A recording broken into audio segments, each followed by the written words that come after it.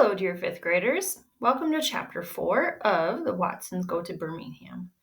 Today we have 4 questions, and some of these questions have 2 parts, so around 4 questions to ask ourselves as we're reading Chapter 4. Number 1, what kind of relationship does Kenny have with Joetta? Remember, Joetta is his younger sister, and she goes by Joey.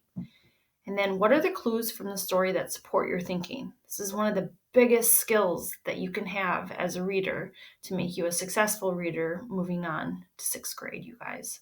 So, really looking for the clues from the story that support your thinking. Number 2, why do you think Byron punches Kenny in the gut even though it is Larry Dunn he is after? Number 3, how does the author make the reader sympathize with Larry Dunn? So, as we're reading, you might be feeling kind of bad for Larry Dunn. How does the author do that? How does the author make you feel bad for somebody who's kind of a jerk? And number 4, how have you ever had a problem with a bully at your school and how did it work out? How did you work it out? Okay. So, we're going to read together and we're going to start with Chapter 4, Froze Up Southern Folks, and we're going to have this question in our mind. What kind of relationship does Kenny have with Joetta? And then we're going to be looking for the clues to support our thinking. So here we go. Because she'd been born in Alabama, Mama didn't really know anything about the cold. Even though she'd lived in Flint for 15 years, she still thought cold weather could kill you in a flash. That's why me and Joey were the warmest kids at Clark Elementary School. Mama wouldn't let us go out on a cold winter day unless we were wearing a couple of t-shirts, a couple of sweaters, a couple of jackets, and a couple of coats, plus gigantic snow pants that hung on your shoulders by suspenders, plus socks and big black shiny rubber boots that closed with 5 metal buckles. We wore so many clothes that when we pulled our final coat on, we could barely bend our arms. We wore so many clothes that when Byron wasn't around, the other kids said stuff like, "Here comes some of them weird Watsons doing their mummy imitations." But the worst part of this was having to take all this stuff off once we got to school. It was my job to make sure Joey got out of her coat and things okay. So after I took all of my junk off, I went down to the kindergarten and started working on hers. Joey usually looked like a little zombie while I peeled the coats and jackets off of her.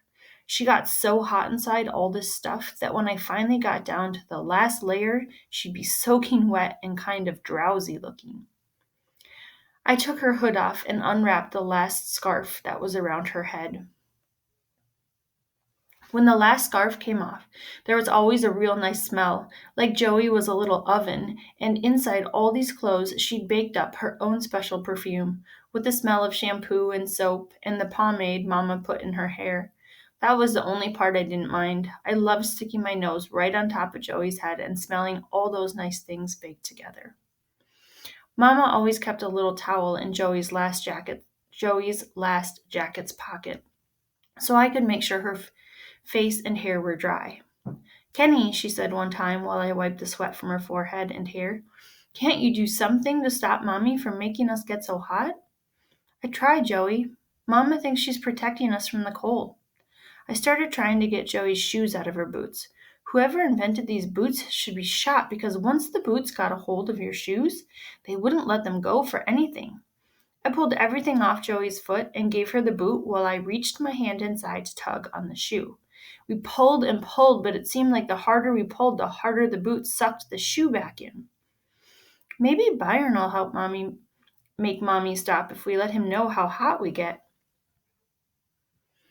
Joey was too young to understand that Byron didn't care about anything but himself.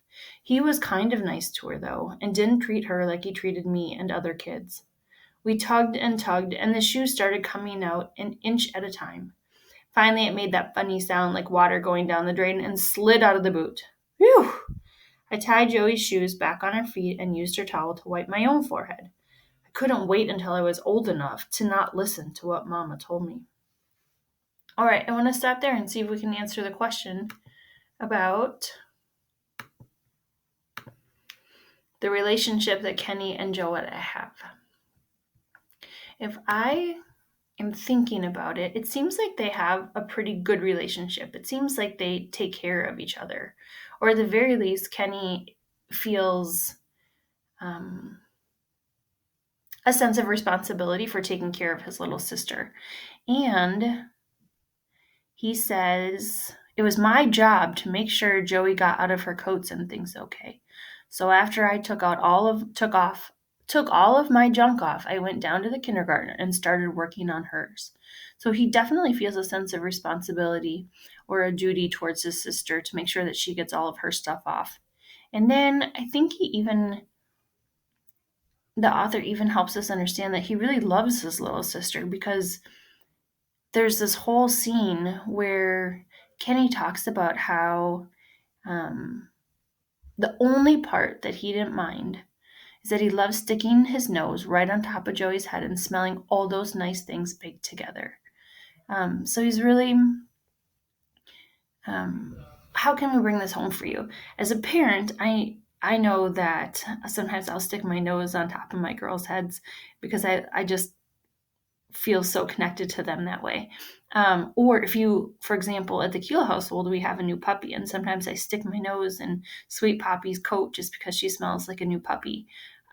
So if you have a dog, maybe you know what I mean. And I think that we see the connection here that Kenny has to Joey because he's comforted perhaps by the smell of her hair and the soap and the pomade or the gel that Mama puts in her hair. And so I think they have a positive relationship. I think especially Kenny feels connected to Joey. And I think that Joey probably feels connected to Kenny because she thinks that he can maybe protect them from Mama, or that maybe Kenny can keep Mama from dressing them in all these layers and getting so hot. So she kind of um, is asking him for help. And so that is an example of trust that she has in him.